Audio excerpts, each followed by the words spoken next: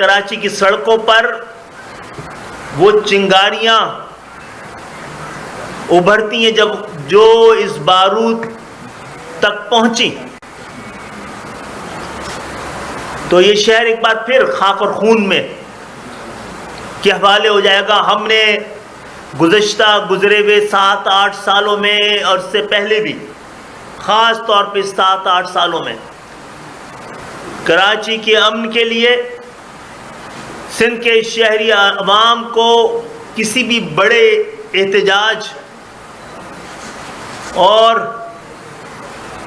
مایوسی سے بچانے کے لیے اپنا جس حد تک بھی اپنا کردار ادا کر سکتے تھے. ہم نے وفاق سے اور صوبوں کی جانب سے نظر انداز ہونے، زیادتیوں، ظلم، عدالتوں سے انصاف نہ ملنے کا تسلسل سب کو اپنے سینے پر اپنے سیاسی کیپٹل سے ادا کیا ہے. پہلے کبھی کراچی میں یلو ڈیولز کا ذکر ہوتا تھا، منی بسیں تھی جو روزانہ لوگوں کو کچل رہی تھی، اور اسی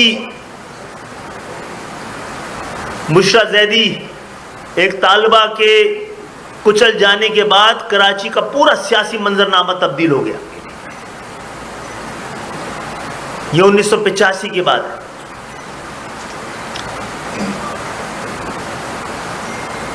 اب آج کل جس تسلسل کے ساتھ کراچی میں چلنے والے اللیگل، جن کی اجازت نامے نہیں ہیں، جن کے ہارس پاور جس ہارس پاور کے یہ ڈمپرز ہیں اس کی شہری علاقوں میں چلنے کی اجازت نہیں ہے، ان میں سے اکثر نان کسٹم پیڈ ہیں، اسمگل شدہ ہیں، اور مجھے کہنے کی اجازت دیجئے کہ 100% ان کے مالکان غیر مقامی ہیں، ان کے ڈرائیور غیر مقامی ہیں، اور ماشاءاللہ پولیس بھی غیر مقامی ہے.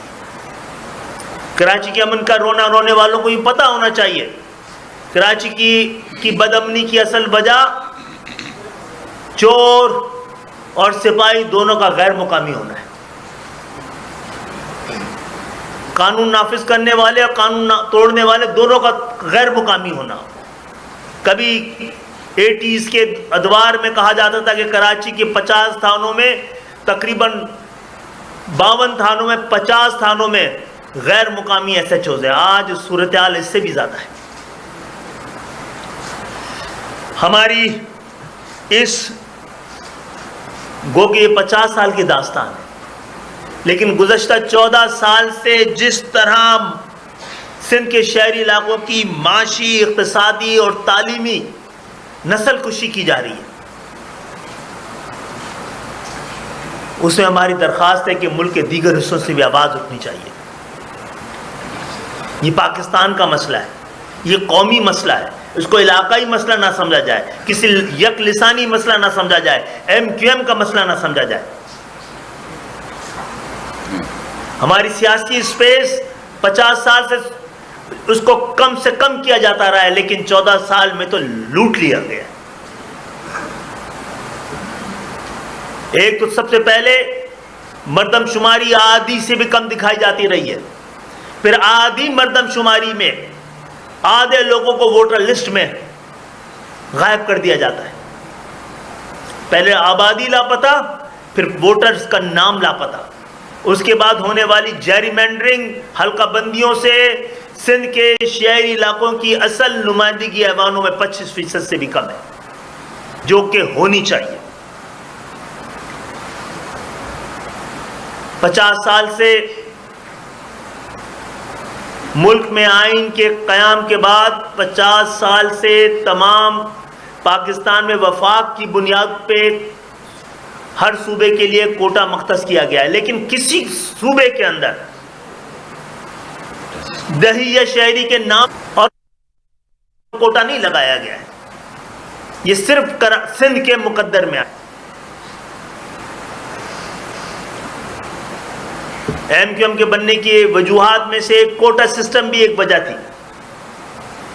ہم اس کے خلاف جدوجہد کرتے رہے، لیکن یہ کوٹا سسٹم جو کہ ہمارے لیے ایک گڑھا کھودا گیا تھا، اب ایک خندق کی حیثیت رکھتا ہے.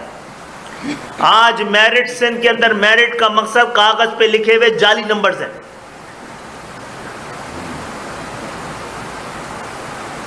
اس وقت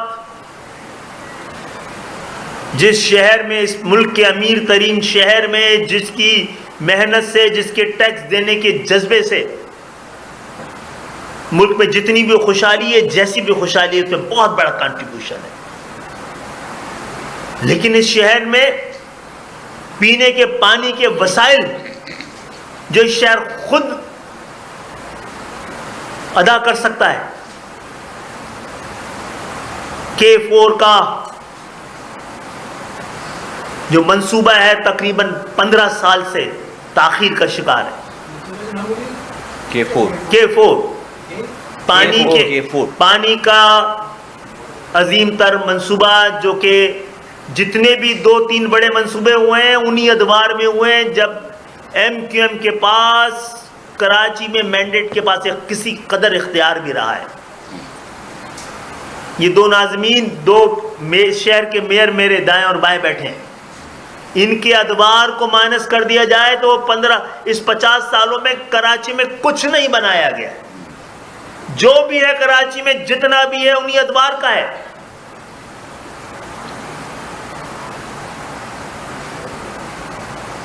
گزشتہ دنوں کراچی کی جو کراچی بلڈنگ کنٹرول اتھارٹی تھی، جس کو بڑی بے شرمی کے ساتھ سندھ بلڈنگ کنٹرول اتھارٹی کے نام پر تبدیل کر دیا گیا، اسے شہر کا بالکل شہر باہر ہے دنیا میں سب آخری نمبر پہ کراچی لیویبل سٹی کے فہرست کے اندر۔ ورلڈ بینک اور اقوام متحدہ کو کراچی میں کلک کا پروگرام شروع کیا گیا کہ شہر کو کسی قدر اس قابل کیا جائے، رہائش کے قابل کیا جائے۔ گزشتہ دنوں پورے شہر کو لوٹنے، پورے شہر کو تباہ کرنے، پورے شہر پر قابض ہونے کے حوالے سے انتہائی غیر مناسب، انتہائی بد نیتی پہ مشتمل ایک قانون اور ایک بل پاس کیا گیا ہے۔ ہم آپ کو یہ بتانے آئے ہیں اور اپنی اس مجبوری سے آگاہ کرنے آئے ہیں کہ آج الحمدللہ دوبارہ ہمارے پاس سندھ کے شہری علاقوں کا تقریباً 90% مینڈیٹ ہے، ایوانوں میں ہے، حکومت میں ہے، وفاق میں، لیکن یہ ناکافی ثابت ہو رہا ہے۔ ہم اپنا ایک ایک مقدمہ لے کے گئے ہیں عدالتوں میں، 15 سال سے سندھ کے شہری علاقوں کے مقدمے اعلیٰ عدالتوں میں سسک رہے ہیں۔ ہم مجبور ہو کر اپنے ایک آئینی اور قانونی راستے کو اور حق کو استعمال کرنے کے لیے مجبور ہو رہے ہیں، جو کہ ہم نہیں چاہتے۔ سڑکیں آخری آپشن ہے ہمارے لیے، آپ ہمیں اپنے آخری آپشن کی طرف دھکیل رہے ہیں۔ اس طرح جناب عالی سندھ کے شہری علاقوں کو نہ ہم تنہا چھوڑنے کا ہمارے پاس آپشن ہے، نہ ہی پاکستان افورڈ کر سکتا ہے۔ تو میں خاص طور پہ آج اسلام آباد میں پاکستان کے دارالخلافہ پہ اپنی پوری لیڈرشپ کے ساتھ یہ بتانے آیا ہوں، یہ متنبع کرنے آیا ہوں، یہ درخواست کرنے آیا ہوں کہ ہم آپ کی مدد کر رہے ہیں، سیاسی طور پہ بھی، اقتصادی طور پہ بھی، معاشرتی طور پر بھی۔ آپ اس طرح اگنور نہیں کیجئے ان شہروں کو، وفاق سے بات کر رہے ہیں، صوبوں سے بات کرنا دیوار سے سر پھوڑنا۔ ان کی نیتوں پہ اب ہمیں کوئی شبہ نہیں رہ گیا، نیک نیتی کا کوئی امکان نظر نہیں آتا ہے۔ تو وفاق ہمیں حتمی طور پہ بتا دے، کیا ہم نے اس کو اپنے دکھ، درد، مجبوریوں اور اپنے ساتھ ہونے والے تمام مظالم سے آگاہ کیا ہوا ہے؟ کیا وہ اس کو اپنا فرض سمجھتا ہے؟ کیا اس کو حل کرنے کا کوئی اس کا ارادہ ہے؟ کیا اس کے پاس اختیار ہے کہ وہ شہر جو کہ بہت زیادہ پاکستان کی معیشت لیے ریڑھ کی ہڈی، پاکستان کی گروتھ کا انجن ہے، وہاں کے مستقل باشندوں کے ساتھ 50 سال سے مستقل زیادتیوں کا کوئی حل تلاش کیا جائے؟ معزز صحافی حضرات، اس حوالے سے ہم تو حل پیش کر چکے ہیں، اپنے لیے نہیں، پاکستان کی اس جاگیردارانہ جمہوریت، ان خاندانی حکومتوں، موروثی سیاست سے جب تک ملک پاک نہیں ہوگا، ایسی جمہوریت جس کے ثمرات عام پاکستانی تک نہ پہنچے، آپ اپنے سینے پہ ہاتھ رکھ کے بتائیے اس کی کس کو ضرورت ہے؟ یہ کیسا مذاق ہے ملک میں جب جمہوریت آتی ہے تو بنیادی جمہوریت ختم ہو جاتی ہے، اور جمہوریت نہیں رہتی تو بنیادی جمہوریت آ جاتی ہے۔ ہم نے اپنے طور پر ایک نسخہ کیمیا پاکستان کے ایوانوں میں پاکستان کے حکمرانوں کو پیش کیا ہے، کوئی اس کی مخالفت کرنے کی جرت نہیں رکھتا، نہ امپلیمنٹ کرنے کی ہمت رکھتا ہے۔ یہ اتنا بڑا سچ ہے، یہ اتنا بڑا پاکستان کے اندر اصل شراکتی، شمولیتی، اصلی، حقیقی جمہوریت پاکستان کے تمام مسئلوں کا حل، اور یہ صرف ایم کیو ایم کی تجویز نہیں ہے، اب یہ سپریم کورٹ کا فیصلہ بھی ہے۔ یہ سیاسی نہیں، اب یہ آئینی اور قانونی مسئلہ ہے۔ اس کو امپلیمنٹ نہ کرنا خود عدالت کی توہین ہے۔ ہم تو انتظار کر رہے تھے کہ عدالت کب اس حوالے سے سو موٹو لے گی۔ یہ پاکستان کے 24-25 کروڑ عوام کا مسئلہ ہے، یہ ایم کیو ایم کی سیاست کا مسئلہ نہیں ہے۔ آپ اس پہ عمل کریں اور ہم پر پابندی لگا دیں، ہم احتجاج نہیں کریں گے۔ ہم جتنے لوگ جو سیاسی جدوجہد کر رہے ہیں، یہ پیشہ وارانہ سیاست نہیں کر سکتے۔ آپ یہ مسئلہ حل کر دیں، ہم اپنے گھروں میں چلے جائیں گے۔ اور یہ مسئلہ کراچی کا نہیں ہے، حیدرآباد کا نہیں ہے، یہ پاکستان کے کونے کونے کا، پہاڑوں میں بسنے والے لوگوں کا بھی، دریا کے کنارے بسنے والے لوگوں کا بھی ہے، کھیتوں میں کام کرنے والے کسان کا بھی ہے، کارخانے میں کام کرتے ہوئے مزدور کے مسئلے کا حل بھی ہے۔ ایک ایسا مسئلے کا حل جس میں جمہوریت کے ثمرات عام پاکستانیوں کی دہلیز تک پہنچانے کا سارا راستہ ہے، سارا طریقہ ہے، سارے قانونی نکات اس میں موجود ہے۔ کوئی ہم آپ پاکستان کی ریاست سے، پاکستان کی حکومت سے، پاکستان ایز اے مملکت، پاکستان سیاستدانوں سے سب سے کہیں گے کوئی ایک وجہ تو ہے کہ یہ اس پہ عمل درآمد کیوں نہ ہو، کوئی ایک اعتراض تو آئے اس پہ بھائی۔ یہ اتنا مستحکم اور مکمل اور اتنا انصاف یہ ڈاکومنٹ ہے، یہ اس وقت پاکستان کا مقدس ترین ڈاکومنٹ ہے، جس میں پاکستانیوں کے خواب، ان کے مسائل، یہ لوکل گورنمنٹ کے لیے پاکستان کے آئین کے آرٹیکل 140A میں جو کچھ درج ہے، جو پاکستان کے آئین کا تقاضا ہے، پاکستان کی سپریم کورٹ کا فیصلہ ہے، اور پاکستان کی عوام کا امنگوں کا آئینے دار ہے، اس کا ہم آج آئے ہیں کہ پلیز اس کی مخالفت کر کے دکھا، اس پہ کوئی اعتراض لگا کے دکھا، بتائیے اس میں کیا غلطی ہے، بتائیے اس میں کیا بہتری آ سکتی ہے، کون سی پاکستان مخالف اس نقطہ ہے، کون سی عوام دشمن ایسی کوئی بات ہے، کون سی مزدور کو، کسان کو، چھوٹے دکانداروں کو، کون کس کے حق کو اس ڈاکومنٹ کے ذریعے محفوظ نہیں کیا جا رہا۔ آپ کے ذریعے پاکستان کے اس حکومتی کیپٹل، اس مرکز کے ذریعے میں بیٹھ کر ہم یہ چیلنج کر رہے ہیں، اس کی مخالفت کی ہمت کیجیے جناب۔ صدیقی صاحب، آپ نے ذکر کیا اپنے سینے کے داغوں کا، لیکن دامن میں جو داغ نہیں کیا کہ پچھلے 40 سال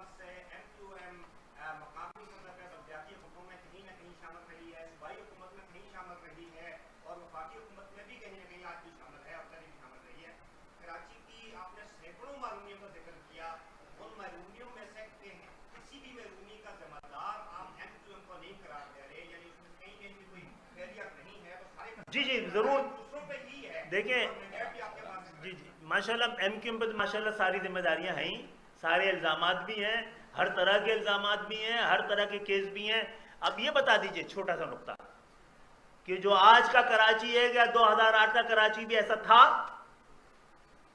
जब एमक्यूएम का नाजिम था 2008 में तो आज का कराची ऐसा था, या कराची 10 दुनिया के इमर्जिंग सिटी में नाम था, फास्टेस्ट ग्रोइंग सिटी में नाम था, वर्ल्ड इकोनॉमिक फोरम। ये कराची 28 साल के डॉक्टर फारूक सत्तार क्या पूरे साउथ ईस्ट एशिया का पहला मास ट्रांजिट कराची में नहीं ले आए थे? क्यों नहीं है कराची में लगा हुआ? ये हमारा काम नहीं है, आपका भी काम है पूछना। जब वर्ल्ड बैंक ने मंजूर कर लिया था तो आज कराची में जो 1988 में हो जाना था क्यों नहीं हुआ? ये दूसरे नाज़िम बैठे हैं, आपने मेट्रो बस नाम सुना होगा, पूरे पाकिस्तान में है। कराची में 2006 में एशियन डेवलपमेंट बैंक के जरिए मंजूर हो चुका था, हम ट्रेन का भी हो चुका था। कुछ बात करना चाह रहे हैं? करें जी। देखिए ये तो भाई साहब ये बहुत ही पुराना सवाल है हमसे, और पुराना एतराज़ है हम पर कि हम हर गवर्नमेंट में शामिल होते हैं और फिर शिकवा क्यों कर रहे हैं। आपको अभी बता दूं, अगली गवर्नमेंट में भी शामिल होंगे, ठीक है? इसलिए कि मैं रीज़न सुन लीजिए, मैं ज़्यादातर इलेक्शन कैंपेन ये कह के नहीं लड़ सकता कि आप हमें वोट दो लोगों, हम जाकर ऑपोजिशन में बैठकर डेस्क के बजाएंगे, ठीक है? आप हमारा साइज, क्या हम हुकूमत में शामिल होकर हमारे पास डिसीजन मेकिंग है? अगर होती तो हम ये अप्रूव कर लेते पूरे पाकिस्तान के लिए। जब हमारे पास अपने लोगों के लिए फैसला करने की ताकत हुई, तो आपको जैसा बता रहे हैं, कराची मेरे जमाने में दुनिया के 12 तेजी से तरक्की करने वाले शहरों में शामिल था। ये हम एमक्यूएम नहीं कह रही, दुनिया कह रही है, वर्ल्ड इकोनॉमिक। ठीक है? आपके यहाँ से सुप्रीम कोर्ट के चीफ जस्टिस उस वक्त के अदालत लगा के कहते थे कि काम देखना है तो जाकर कराची में जाकर देखो, लोगों को ये सरजनिश करते थे, रिकॉर्ड पर है, आप लोगों ने इसको। तो हम ये बताना चाहते हैं कि इस वाली बात को फैशन ना बनाएं, हमारी बात समझें।